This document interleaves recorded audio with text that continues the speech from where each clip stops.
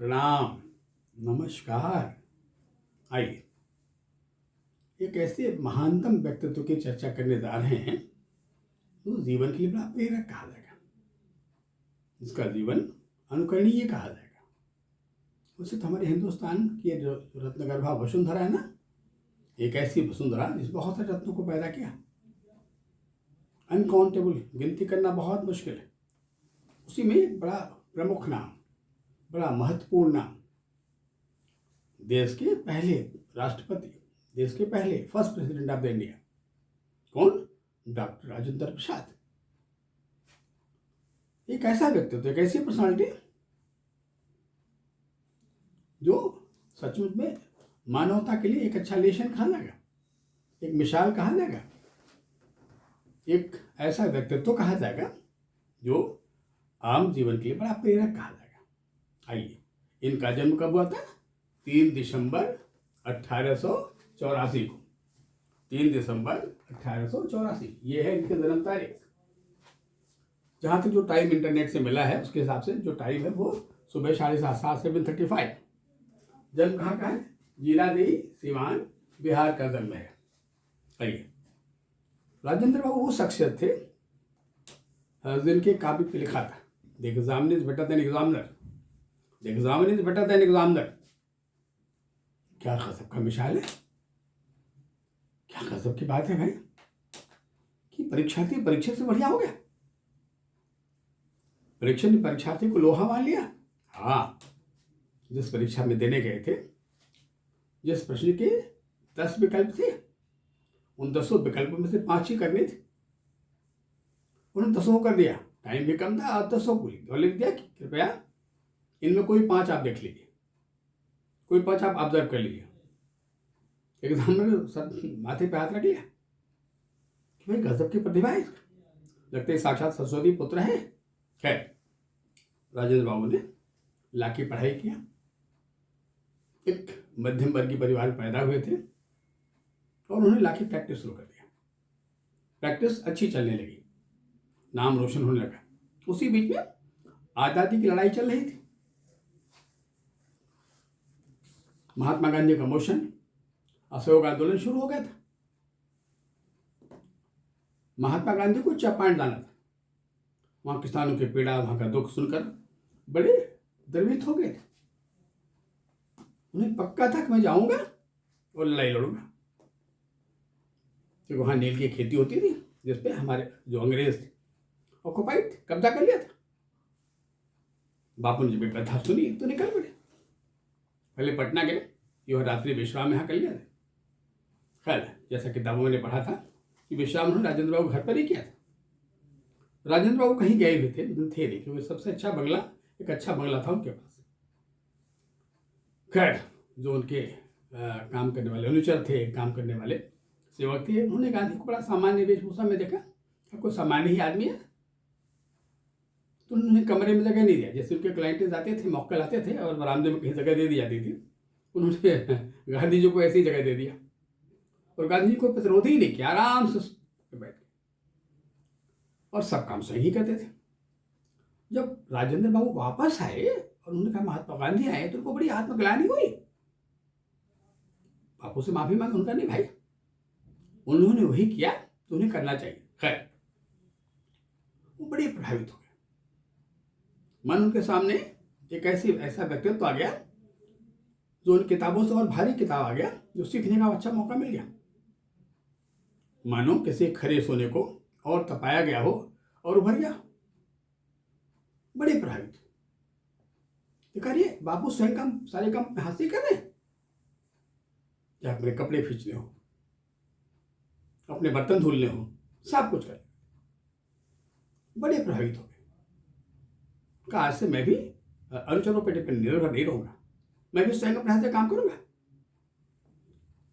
उस विशाल व्यक्तित्व से बड़े प्रभावित हुए, फिर निकल पड़े असहयोग आंदोलन में। चंपारण गए गांधी जी ने, खैर राजेंद्र साथ हो लिया। लड़ाई को, आज़ादी को उस लड़ाई में जेल भी गए, जेल यात्रा भी किया। पर ये सब कैसे हुआ? प्रकृति ऐसे व्यक्तित्व की संरचना कैसे करती है? ज्योतिष या ज्योतिषी के लिए ये पढ़ने के लिए एक अच्छा अध्ययन होता है, एक अच्छा लेसन होता है। अच्छे अध्ययन का विषय कहा जाएगा। आइए, ऐसा कैसे होता है ताकि हम भविष्य के लिए ऐसे व्यक्तित्व को सीख सकें, मानवता की शिक्षा ग्रहण कर सकें। आइए हम इस पर चर्चा करते हैं। मैंने कहा जो जन्म है वो है 3 दिसंबर 1884 का दिन था, बुधवार, समय था 7:35 और जन्म था जीरादेई सिवान बिहार। लगन कौन सा था भाई? लगन धनु है। धनु डिग्री कितना? 153। यानी धनु का पहला ही नवांश है। नवांश का मेष, 1 नंबर का नवांश हो जाएगा। यहाँ चलिए हम नवांश कार्ड खींच लेते हैं। जो नवांश होगा वो मेष होगा भाई। आइए, हमने यहाँ ये नवांश कार्ड खींचा और हमने ऐसे किया, यहाँ लिखा हमने 1 नंबर। चलिए, नवांश बन गया। अब जो सूर्य नाम का ग्रह है वो वृश्चिक में है, 3 दिसंबर है, हेमंत ऋतु है और पहले समय वृश्चिक होती है। कुंडली के इस 12वें खाने में जहाँ वृश्चिक राशि है ना, वहाँ 19/5 यानी छठा नवांश हो गया। अब वृश्चिक का छठा नवांश क्या होगा भाई? हाँ, वृश्चिक जो छठा नवांश होगा वो क्या होगा? जो पहला नवांश होता है वृश्चिक का वो कर्क होता है, और जो छठा नवांश होगा वृश्चिक का वो क्या होगा? वो होगा धनु। यानी जो सूर्य नाम का ग्रह होगा वो कहाँ होगा? इस जन्मपत्री में वो यहाँ होगा 9 नंबर। नवांश होगा सूर्य धनु में, सूर्य धनु में। आइए, चंद्रमा कहाँ भाई? चंद्रमा है वृक्ष राशि में 23/12 यानी 7वें नवांश में। अब वृक्ष का 7वां नवांश क्या होगा? वृक्ष का पहला नवांश मकर होता है, 7वां क्या होगा? मकर, कर्क नवांश हो जाएगा। यानी जो चंद्रमा वहाँ कहाँ जाएगा? कर्क में। ये कर्क यहाँ जाएगा, यानी चंद्रमा हो गया यहाँ पर कर्क नवांश में। अब आगे बढ़ते हैं। मंगल नाम का जो प्लेनेट है वो धनु लगन में बैठा है और कितने डिग्री है? 554 यानी दूसरा नवांश है। 320 डिग्री का एक नवांश होता है, धनु का दूसरा नवांश। तो धनु का पहला नवांश क्या होता है भाई? कहाँ? मेष। दूसरा क्या होगा? वृक्ष।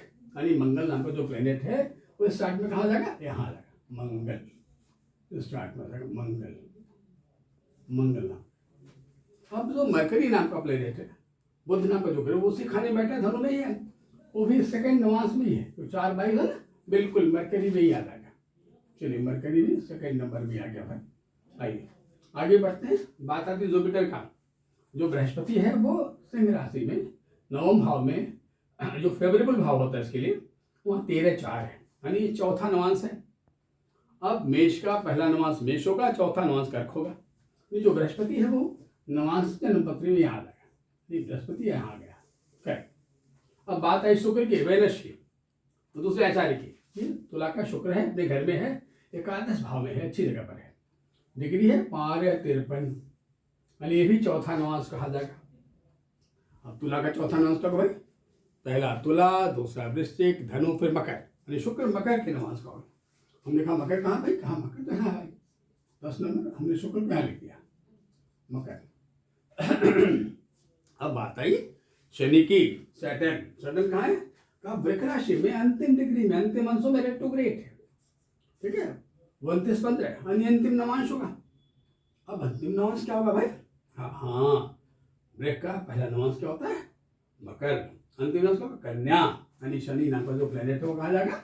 शनि यहाँ आ जाएगा, शनि यहाँ आ जाएगा, ठीक है ना। अब राहु के तो कहाँ होंगे भाई? 7, 8, 9, 10, 11, 12 ये होगा 3, 5।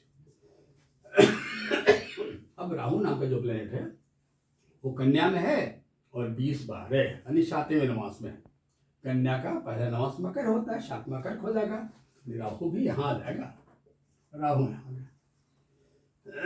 जो केतु है वो भी मीन का चौथा नवांश, क्या होगा भाई? वो हो जाएगा तुला। पहला नवांश कर्क होता है, चौथा 4, 5, 6, 7 यानी तुला में। आइए, केतु तुला में, यानी केतु आ गया यहाँ पर।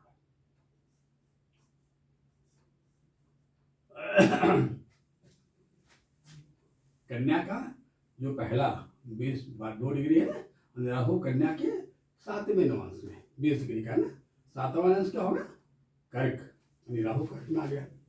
इसका मीन का 7वां नवांश क्या होगा? पहला नवांश कर्क होता है, 7वां मकर होगा, यानी केतु जो है वो मकर में आ जाएगा, यहाँ आ जाएगा। ये गलत है, केतु यहाँ नहीं होगा। आइए, केतु ये हो गया इसका नवांश चार्ट। आइए हम बात नवांश की करते हैं। नवांश चक्र आई, ये तो चक्रों की बात हुई। अब प्रश्न किस व्यक्तित्व में इतनी महानता कैसे आई, क्या खासियत है भाई, क्या निर्माण है। हमने कहा सबसे पहले हम इस ट्रेंगल को देखते हैं, दिस ट्रेंगल, ये ट्रेंगल देखते हैं, दिस ट्रेंगल, जहाँ लग्नेश भी है, पंचमेश भी है और नवमेश भी है। लग्नेश कौन है, बृहस्पति, कहाँ है, कुंडली के 9 भाव में, और इस भाव को देख रहा है पंचम दृष्टि से, करेक्ट। अब सेकंड नंबर पर पंचमेश कौन है, कहाँ, मंगल, जो स्वयं लग्न में बैठा हुआ है, तो लग्न में बैठ गया, यानी दोनों की सही होती है। और जो लग्नेश है वहाँ है, पंचमेश यहाँ गया। अब जो नवमेश है जिसका नाम सूर्य है वो कहाँ है, कहा, वो वृश्चिक में है, यहाँ बैठ गया, बगल में बैठ गया, आई, यानी ये एक ट्रिंगलेट कॉम्बिनेशन बन गया। ये बड़ा बेधायु होता है। पर नवांश में जब देखा गया इनके नक्षत्र क्या क्या है, का जो मंगल है वो धनु में ना, इसका नक्षत्र मूल होता है, मूल, रूट कहते हैं, बुध का मूल, मूल, मूल को कौन सा ग्रह रूल करता है भाई, केतु। यहाँ कहा केतु, केतु क्या है, अरे इसको कहते हैं सिखी, सिखी का बंध, सिखी का मतलब होता है शिखा। हालांकि केतु जो है वो धड़ है, आई बात समझिए, पर काम ऊपर करता है। राहु ऊपर का इलाका है पर काम नीचे करता है, सिखा बात है। केतु हमारी प्रतिभा में, जहाँ हमारे दिमाग में, ब्रेन में जो बिल्कुल मध्य भाग है, सेरिब्रम, वहाँ पे काम करता है। बड़ा इंपॉर्टेंट ग्रह है ये। केंद्रित, मूल माने सेंट्रलाइज, धनु राशि और मूल नक्षत्र है, माने जो धनुर्धर है वो बड़ा केंद्रित है अपने निशाने पर, एकदम केंद्रीकरण है। अब पंचमेश यहाँ बैठ गया, वो भाई केतु के नक्षत्र मूल का हो गया। इसका मतलब लगता है कि पढ़ाई एक साधना हो गई। राजेंद्र बाबू जब पढ़ने बैठते रहे होंगे तो एक साधक की बात है, मानो साधक के साधना में लीन हो गया। और दिमाग क्या होता है उस समय, कंप्यूटर, जो पढ़ा दिमाग ने ग्रैस्प कर लिया, आई बात। ये उद्देश्य। और उसमें जब मरकरी साथ मिल गया तो जहाँ मंगल कॉन्फिडेंस का मालिक है, पढ़ाई की चाहत का मालिक वही मरकरी मालिक, जिसमें बहुत जल्दी पकड़, उसका नाम मरकरी है। मरकरी सात ब्रेन बनाता है, बहुत जल्दी पकड़ में आता है और इम्प्रेसिव होता है। खैर, मरकरी के साथ बैठ गया। बृहस्पति अगर देखा जाए तो भाई नवांश में कर्क में उच्च का हो गया। एक तो स्वयं बड़ा अच्छा, नवम भाव में बड़ा फेवरेबल भाव है, आई बात समझे। और दोनों आचार्य द्वय, जो कुंडली का पंचम भाव है, जो विद्या का विषय है, ज्ञान का विषय है, ज्ञान के प्रकाश का विषय है, वहाँ आचार्य दोनों है। दोनों आचार्य, ये भी आचार्य देख रहे हैं, ये भी आचार्य इसको देख रहे हैं, इनकी नवम दृष्टि है। और मंगल तो स्वयं यहाँ बैठे ही, वो तो अपने घर को देखेंगे, यानी कितनी ग्रह प्रभावित हो गया वहाँ पर उस खाने पर। वहाँ आचार्य बृहस्पति, आचार्य शुक्र, मंगल, बुध, ये ग्रह वहाँ पे प्रभावशाली हो गए। अब इसका मतलब जो प्रतिभा थी वो, नो डाउट, ऐसी जो प्रतिभा होती है, ऐसी जो विद्वत्ता होती है, वो रेयरेस्ट, कम होती, बड़े कम लोगों में पाई जाती है। खैर, अब सबसे बड़ी बात है कि इतनी बड़ी विद्वत्ता के बाद भी कितनी विनम्रता थी, कितने हम्बल थे, कितने विनम्र थे कि जब किसी व्यक्तित्व को देखा तो कितने प्रभावित हो गए। विद्वत्ता की असली पहचान होती है ना, लर्निंग। विद्वान हमेशा सीखने वाला होता है, वो कभी विद्वान मानते नहीं। जब बापू से मिले तो बड़े प्रभावित हो गए, बड़ा कुछ सीखा उन्होंने बापू से, बड़ा परिवर्तन लिखा उन्होंने अपने जीवन में। हमने बापू से बहुत कुछ सीखा और अपने जीवन को बड़ा परिवर्तित कर लगे। खैर, एक समय आया जब देश आज़ाद हुआ 1947 में, उसके बाद संविधान सभा के अध्यक्ष बने।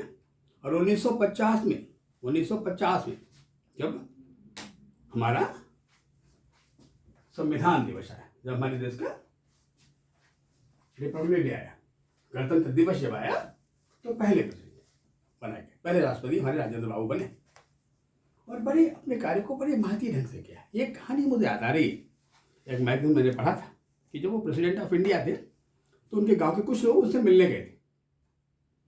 वो मिलने गए थे, बड़े विनम्र भाव से बैठाया, बातचीत किया। देखा उन्होंने कि जो बाबू उनकी शरीर से कुछ पटी हुई थे, आई बात, वो पहले गए, बड़े प्रसन्न।